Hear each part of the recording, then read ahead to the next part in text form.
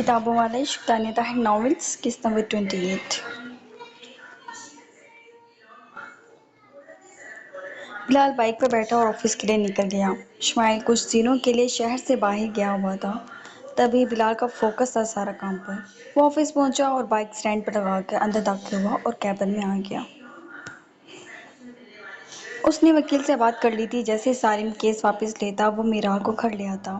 کچھ بھی تھا، اس نے امی کو میرال کے لیے جب سے روتے دیکھا تھا تب سے وہ بے چین تھا۔ ایسی اولاد کا کیا فائدہ جب ماں کو وہ سکھ نہ دے سکے۔ کبھی اس نے رحاب کو بھی سالم کے پاس پہنچایا تھا اور اسی سوچ میں اندر داخل ہوا اور ذہن میں کچھ بھی نہیں تھا، لیکن وہ چیئر پر حنین کو دیکھ کر گہرا سانس بھر گیا۔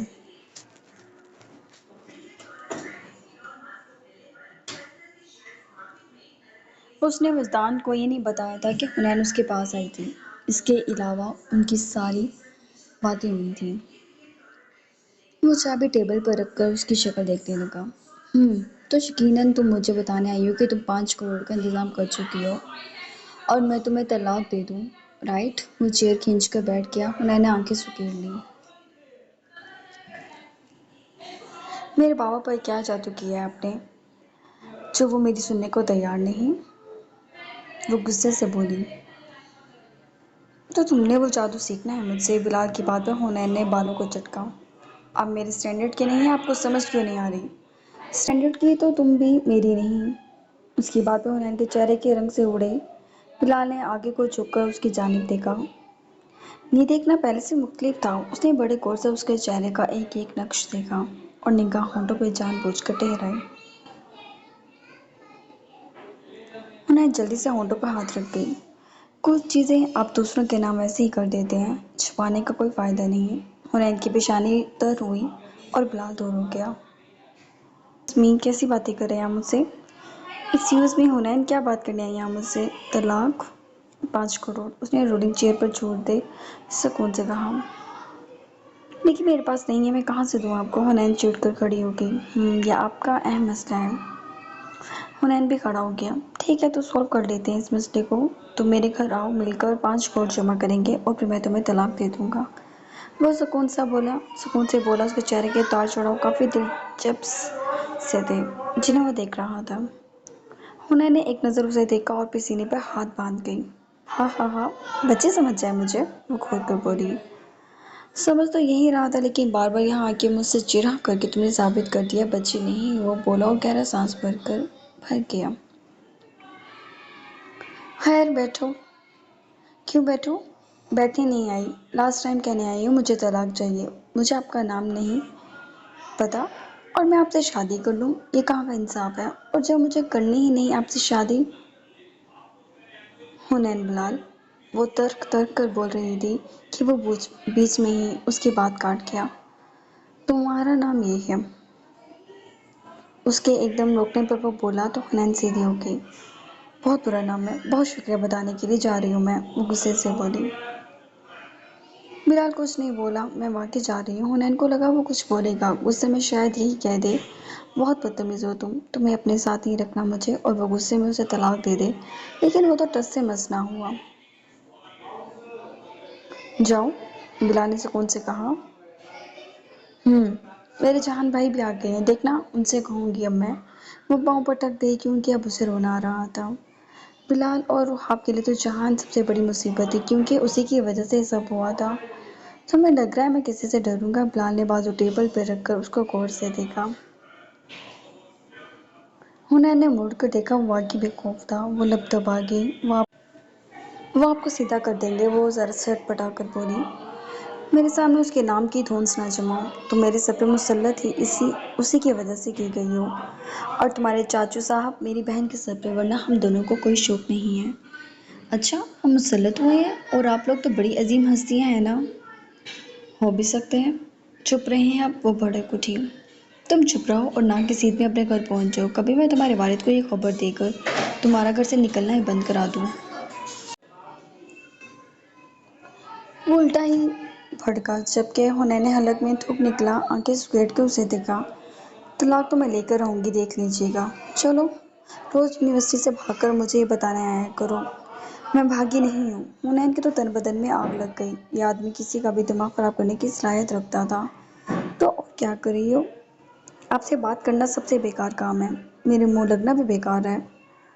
میرے منہ لگنا بھی بیکار ہی لگے گا تمہیں، لیکن کیا کر سکتے ہیں، سادہ سا آدمی ہوں، منہ تو تمہیں مجھے ہی لگانا ہے، وہ شانے اچکا کر زومائنی لہجے میں بولا، جبکہ حنین نے پورے آفس کو ہلا دیا تھا دروازہ مار کر۔ بلال سنجیدگی سے اس دروازے کو دیکھتا رہا اور پھر گہرا سانس بھر گیا۔ صبح صبح یہ منہ ماری ایکسپیکٹ نہیں کی تھی اس نے۔ رات سے ہی وہ اس سے بات کرنا چاہ رہی تھی، جبکہ وہ تو بالکل ایسے نارمل تھا جیسے ان کے بیچ کچھ بھی نہ ہو۔ سارم جھک کر لیپ ٹاپ کو بیگ میں ڈالنے لگا کہ خواب کو پاس کھڑی انگلیاں مڑوڑتے دیکھ کر وہ سیدھا ہو گیا۔ کیا کہنا ہے؟ اس کے سوال پر وہاب نے ہمت مجتمع کی، کیونکہ بلال نے اسے سیکھ دے کر بھیجا تھا کہ وہ بالکل بھی اس سے نہ ڈرے، کیونکہ اس کی بہن نے جو کیا تھا سزا وہ بھگت چکی ہے، اب اسے سزا دینے کا حق نہیں تھا۔ روحاب یہ سوچتی تھی، اب مزید سارم کے کسی پریشر کا سوچ نہیں ہونا چاہتی تھی، پریشر کا شکار نہیں ہونا چاہتی تھی۔ اور یہی بات بلال نے بھی اسے کہی تھی، میرال آپی کو چھڑانا تھا آپ نے، روحاب بولی تو سارم نے اسے ذرا غور سے دیکھا۔ تم میرال کے لیے یہاں آئی ہو؟ جی، اس نے سیدھا جواب دیا۔ صحیح، اور میرے لیے؟ سارم نے غور سے دیکھا تو روحاب نہ سمجھی سے اسے دیکھنے لگی۔ آپ کا کیا کروں میں؟ روحاب کو اسے سمجھ نہیں آئی۔ جو بیویاں شوہر کا کرتی ہیں، ان کی خدمت، ان کے حقوق ادا کرنا، ان سے محبت کرنا۔ میں آپ سے محبت، آپ تو بہت بڑے ہیں مجھ سے، روحاب بولی تو سارم نے ایک دم اسے اپنی سمت کھینچ لیا۔ روحاب کی آنکھیں ایک دم کھلی۔ کتنا بڑا ہوں بتاؤ؟ وہ آہستگی سے اس کے کان کے نزدیک بولا، جبکہ روحاب بھری سانسوں کو قابو کرنے کی کوشش کرنے لگی۔ اب چھوڑے مجھے، وہ بکھلائی سے بولی۔ چھوڑ دیا، سارم نے اس کو آزاد کر دیا، جبکہ روحاب فوراً سیدھی ہوئی۔ آپ میرال آپی کو جیل سے نکال دیں، آپ نے جو کہا وہ میں نے کر دیا، اور آپی بھی تو اپنی سزا بھگت چکی ہیں، تو اب آپ چھوڑ دیں آپی کو۔ تمہاری آپی اس قابل بھی نہیں کہ پکڑ کر بیٹھا جائے اسے، لیکن ایک پرابلم ہے مائی ڈیئر۔ وہ مسکرا کر صوفے پہ بیٹھ گیا۔ اس کے بدلے انداز پر روحاب اسے حیرانگی سے دیکھنے لگی۔ کیا؟ روحاب اس کے چہرے کو دیکھتے ہی پوچھنے لگی۔ تم؟ میں نے تو کچھ بھی نہیں کیا، اور پلیز میں بالکل بد کردار نہیں ہوں، آپ مجھے ایسی باتیں نہیں کہہ سکتے اب، وہ بولی تو سارم اس کے کانفیڈنس پر اسے داد دینے والے انداز میں آئی برو جھکا گیا۔ تم نے کہا تم صرف میرال کی وجہ سے میرے پاس آئی ہو، کہ تم یہ چاہتی ہو میں اسے جیل سے باہر نکال دوں، لیکن اس میں میرا کیا فائدہ ہے؟ فائدہ؟ وہ سمجھ نہیں سکی وہ کیا بولے جا رہا تھا۔ آپ نے کہا تھا میں گھر آ گئی تو آپ آپی کو چھوڑ دیں گے۔ میں نے تم سے یہ بھی پوچھا کہ شوہر کی محبت بھی کوئی چیز ہوتی ہے، اور تمہیں مجھ سے محبت تو ہے نہیں، تو اب تمہاری آپی کو اس وقت کا انتظار کرنا ہوگا جب تمہیں مجھ سے محبت ہو جائے گی۔ اوکے سویٹ گرل، اب جتنا وقت تمہیں مجھ سے محبت میں لگے گا اتنا ہی وقت تمہاری آپی جیل میں سڑے گی۔ ابھی چلتا ہوں، آئی ہوپ تم سمجھ گئی ہوگی۔ سارم کہہ کے کافی کا مگ ہاتھوں میں لے کے اسے دیکھتا ہوا جانے لگا۔ وہ پریشان سی کھڑی تھی۔ مجھے آپ سے محبت ہے، وہ ایک دم بولی۔ سارم نے ذرا حیرانگی سے مڑ کر دیکھا، بے ساختہ ہنسی اس کے چہرے پہ نمودار ہوئی، جس کو چھپانے کے لیے اس نے لبوں سے کپ لگا لیا۔ اچھا، وہ سنجیدگی سے بولا، جبکہ وہ معصومیت سے سر ہلانے لگی۔ واقعی؟ ہاں، تبھی تو یہاں آئی ہوں، میرا مطلب، وہ سر جھکا کے۔ لیکن مجھے یقین نہیں، اس نے اس کی ٹھوڑی کے نیچے ہاتھ رکھا اور اس کا چہرہ اوپر کیا۔ یہ معصوم سی لڑکی اسے کیوں اچھی لگ رہی تھی وہ نہیں جانتا تھا، لیکن جب اسے کوئی پسند آ جائے تو آ جاتا تھا۔ اس کے بعد اس کی خامیاں بالکل ختم ہو جاتی، تو یہ لڑکی اب اس کی نفرت کی لسٹ سے باہر تھی۔ آپ کو کب یقین آئے گا؟ روحاب نے اس کی جانب نگاہ اٹھائی۔ جب تم یقین دلاؤ گی، وہ نرمی سے بولا۔ وہ کیسے دلاؤں؟ اس نے سانس اندر کھینچا۔ اب تم سب کچھ مجھ سے پوچھو گی، تمہارے پاس اپنا دماغ نہیں؟ وہ ذرا گھور کر بولا۔ نہیں، مجھے سمجھ نہیں آ رہی آپ کی، اور آپ آپی کو۔ اس نے اس کے ہونٹوں پہ انگلی رکھ دی۔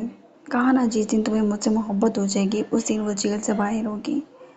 کہا تو ہے آپ سے محبت، وہ نگاہ جھکا گئی۔ وہ مسکرا دیا۔ محبت، یقین دلاؤ پھر۔ جو تم کہو، وہ مسکرا کر کہتا باہر نکل گیا۔ اس کی مسکراہٹ وہ آپ کے دھڑکنیں بڑھا گئی تھی۔ وہ اپنے دل پہ ہاتھ رکھتی حیران سے صوفے پہ بیٹھ گئی۔ آپ ہی کے لیے اسے کیا کیا کرنا پڑ رہا تھا، وہ ذرا منہ بسوڑ کے۔ مالا بیٹا، ارزیل کے ڈاکٹر آئے ہیں، میں نے گھر پہ ہی بلا لیا ہے۔ آپ صبح سے ہی ارزیل کو کھانسی تھی، آج صبح سے ہی ارزیل کو کھانسی تھی، اور جس طرح وہ کھانس رہا تھا اس کا سانس ابھرتا اور مالا کا دم نکل جاتا۔ وہ روتی ہی رہ گئی۔ اور جب ریاض صاحب اس نے ہسپتال جانے کی بات کی تو ریاض صاحب نے ارزیل کی کنڈیشن دیکھ کر ڈاکٹر کو گھر پر ہی بلا لیا تھا۔ اور جب ڈاکٹر آئے تو انہوں نے مالا کو بلایا تو مالا جلدی سے ارزیل کو لے کے وہاں آ گئی، اور ڈاکٹر ارسل نے ہلکی سی مسکراہٹ سے مالا کو دیکھا۔ میں نے آپ کو اس دن بھی کہا تھا کہ آپ ہر چھوٹی بات پہ گھبرا جاتی ہیں۔ ارزیل بالکل ٹھیک ہے، تھوڑی بہت کھانسی وغیرہ ہو جاتی ہے، ارسل نے ارزیل کو اپنی گود میں لے کر اس کے گال پر پیار کرتے ہوئے کہا۔ لیکن ارزیل کو صبح سے کافی زیادہ کھانسی ہے، وقت بھی پریشانی سے بولا۔ ہاں، وہ میں میڈیسن لکھ دیتا ہوں، لیکن ان کی مدر کچھ زیادہ ہی ڈپریشن میں چلی جاتی ہیں۔ وہ مالا کو پھر سے دیکھتا مسکرایا۔ پریشانی والی بات تو ہے ڈاکٹر، میرا پوتا ہے، ریاض صاحب بھی بولے۔ اللہ تعالیٰ نے ارزیل کی زندگی لکھی ہے، میں یا آپ کچھ نہیں کر سکتے، آپ پریشان نہ ہو، ٹھیک ہے؟ وہ میڈیسن دے کے کھڑا ہو گیا۔ ارے آپ رکے، کھانا بن رہا ہے، کھا کر جائیے گا، ریاض صاحب نے اسے روکا۔ وقت اور ریاض بھی وہیں تھے، وجدان اور سالم جا چکے تھے۔ وقت بھی ارزیل کی وجہ سے رکا تھا کہ وہ اس کی بہت کیئر کرتا تھا۔ نہیں سر، میں چلتا ہوں بس، ڈاکٹر ارسل بولے۔ ارے نہیں ڈاکٹر، کھانا کھا کے جائیے گا، وقت نے بھی کہا اور ہلکا سا مسکرا دیا۔ آپ لوگوں کا بہت شکریہ، پھر کبھی انشاءاللہ، میں آن ڈیوٹی ہوں، یہ تو ارزیل کی وجہ سے یہاں آ گیا۔ وہ مسکرا کر اٹھ کر باہر جانے لگا۔ یہ میڈیسن سمجھ لیں آپ۔ ارسل نے مڑ کر مالا کو دیکھا تو مالا سر ہلا کر اس کے پیچھے ہو لی، یہاں تک کہ وہ باہر آ گئے۔ آپ بلا وجہ فکر مند ہوتی ہیں، ارسل نے مسکرا کر اس کے اترے ہوئے چہرے کو دیکھا۔ مجھے بس وہ ڈر لگ جاتا ہے تو میں پھر پریشان ہو جاتی ہوں، وہ آہستگی سے بولی تو ارسل کی مسکراہٹ اندر گھر میں داخل ہوتے جہان نے دیکھ لی۔ وہ ابھی جاگنگ کے لیے نکلا تھا، حالانکہ یہ کوئی وقت نہیں تھا جاگنگ کا، لیکن اس کے وقت کا حساب کتاب رکھنے والا تھا ہی کون۔ موسم ذرا اچھا خوشگوار تھا، تب بھی وہ بنا کچھ کھائے پیے باہر نکل گیا تھا، اور جب وہ واپس لوٹا تو سامنے کا منظر دیکھ کر وہ وہیں رک گیا۔ آپ ریلیکس رہا کریں، یوں تو فکر لے کر آپ بھی بیمار ہو جائیں گے، ارسل بولا تو مالا نے سر ہلایا اور ارسل کے پیچھے جہان کو دیکھ کر ایک دم تھوک حلق میں نکلا۔ بائی دا وے، مالا آپ کے ہسبینڈ؟ یہ رہا۔ سنجیدہ آواز پر ارسل چونک کر پلٹا اور جہان کو دیکھا۔ اس کا گریبان کھلا تھا، ٹراؤزر کی پاکٹس میں دونوں ہاتھ ڈالے وہ جیسے بے لچک سا کھڑا ارسل کو دیکھ رہا تھا۔ مالا تو خود اس کے بولنے پر پریشان ہو اٹھی۔ اوہ، تو آپ ارسل کے فادر ہیں، نائس ٹو میٹ یو۔ ارسل نے مسکرا کر اس کی سمت ہاتھ بڑھایا۔ جہان نے البتہ ہاتھ آگے نہیں کیا۔ مالا کنفیوز سی ہونے لگی۔ ارسل، وہ بے ساختہ ڈاکٹر کی جگہ ارسل کہہ گئی، اور جہان نے جن نگاہوں سے اسے دیکھا بکلا کر وہ جیسے خود کو سنبھالتی بولی، آپ جا رہے تھے ڈاکٹر؟ جی بس جا ہی رہا تھا، پھر ملاقات ہوگی۔ ڈاکٹر ارسل وہاں سے چلا گیا، جبکہ مالا بھی وہاں سے جلدی سے بھاگ اٹھی۔ اگر وہ وہاں کھڑی رہتی تو یقیناً کچھ نہ کچھ ضرور ہوتا۔ مالا اندر بھاگی اور جہان اس کے پیچھے پیچھے اندر آ گیا۔ مالا خود بخود بکلا رہی تھی اس سے، جبکہ جہان صرف سنجیدگی سے اسے دیکھ رہا تھا۔ جہان نے پانی کا گلاس لبوں سے لگایا، وہ دونوں ہی کچن میں تھے، اور مالا کچن سے جانے لگی کہ جہان نے اس کی کلائی جکڑ لی۔ کیا مسئلہ ہے تمہارے بیٹے کے ساتھ؟ ہاتھ چھوڑے میرا جہان بھائی۔ مالا نے اس کی بات کا جواب دیے بنا اپنی کلائی چھڑانا چاہی۔ جہان کا دماغ وہیں آؤٹ ہو گیا۔ اس کتے کو تو بڑے سکون سے ارسل کہہ رہی تھی، تمہارا مسئلہ صرف میں ہوں۔ اس نے زور سے اس کا ہاتھ جھٹکا کہ مالا کا ہاتھ شیلف پر لگا اور وہ ایک دم کڑھائی۔ ہاں جواب دو۔ ساری دنیا کے مردوں کے ساتھ تم نارمل رہ سکتی ہو، میری نارمل بات کا بھی جواب نہیں دینا ہوتا تم نے۔ اب کیوں میرے پیچھے پڑ گئی ہے، مجھے سمجھ نہیں آتی۔ مالا کو بے ساختہ بہت رونا آ گیا۔ کیوں بتاؤں میں آپ کو میرے بیٹے کے ساتھ کیا مسئلہ ہے، وہ آپ کا بیٹا نہیں ہے، سمجھے آپ؟ کچھ زیادہ ہی زبان نہیں چل رہی تمہاری؟ وہ اس کی جانب قدم اٹھا گیا جبکہ مالا دور رہی۔ پلیز جہان بھائی۔ وہ بے بسی سے اسے دیکھنے لگی۔ جہان کو تو اس کے منہ سے یہ جہان بھائی سننا ایسا لگتا تھا جیسے تیزاب کی مانند ہو۔ وہ بڑی مشکل سے جسے اس کی بات برداشت کرتا اس کی صورت دیکھنے لگا۔ مجھ سے دور ہی وہ جانے لگی۔ کیوں دور رہوں؟ وہ ضدی سا ہوتا اس کے سامنے آ گیا۔ کیونکہ آپ کو کوئی حق نہیں پہنچتا مجھے اس طرح تنگ کرنے کا، نہ آپ میرے کچھ لگتے ہیں، آپ مجھے مزید اذیت نہ دیں۔ وہ کہہ کے بھیگی نگاہوں سے اسے دیکھتی وہاں سے چلی گئی، جبکہ چاہا نے دانت پیس کے اسے جاتے ہوئے دیکھا اور ہاتھ مار کے سارے گلاس گرا دیے۔ تمہیں بہت اچھے سے بتاتا ہوں، میں آخر ہوں کون؟ بہت ہوگی انسانیت۔ وہ اپنے غصے پہ قابو پاتا وہاں سے چلا گیا۔ اینا بھابی، بگ بھائی کی کال ہے۔ حنین نے اس کے ہاتھ میں موبائل تھما دیا۔ اینا نے موبائل کان سے لگایا۔ کیا ہو گیا؟ فون کیوں پاور آف کیا ہوا ہے؟ اذان ٹھیک ہے؟ تم ٹھیک ہو؟ بگ کے پوچھنے پر اس نے اپنے بند موبائل کو دیکھا۔ جی ٹھیک ہے سب، آپ کے بیٹے نے توڑ دیا میرا موبائل، وہ بولی تو بگ نے ایک سانس کھینچا۔ نکمی لڑکی ہو تم، میرے بیٹے پر الزام نہ لگاؤ۔ ہاں ویسے تو آپ میرے بچے کے پیچھے بھی لگے رہتے ہیں، اب اس کی حمایت کر رہے ہیں۔ ہاں تو میری اولاد ہے، اس سے بڑھ کے کوئی ہو سکتا ہے بھلا میرے لیے؟ وہ بولی تو اینا مسکرا دی۔ کبھی کبھی آپ مجھے جیلس کر دیتے ہیں بگ، پتہ بھی ہے آپ کو، جب آپ ارجل کو بہت زیادہ پیار کرتے ہیں۔ بگ کھل کر ہنسا، اس کا معصوم چہرہ آنکھوں میں آ گیا تھا۔ اس کا جواب گھر آ کے دوں گا وغیرہ لہجے میں بولا تو وہ شرما گئی۔ جی نہیں، وہ بھی مجھے اتنا ہی عزیز ہے، اور اذان میری اپنی اولاد ہے، تو تم کمپیئر نہ کیا کرو، دونوں ہمارے ہی تو بچے ہیں۔ اس نے سمجھایا تو اینا مسکرا دی۔ پتہ ہے مجھے، بس ویسے ہی دل میں خیال آتا ہے تو آپ کو بتا دیا۔ میری جان، جو دل میں خیال آتا ہے وہ میں رات کو آ کر تفصیل سے بتاؤں گا۔ وہ ذرا جھجک گئی اور بگ نے کال بند کر دی۔ اینا نے موبائل کی جانب دیکھا، اس کا موبائل بالکل ٹھیک اس کے ساتھ ہی پڑا تھا۔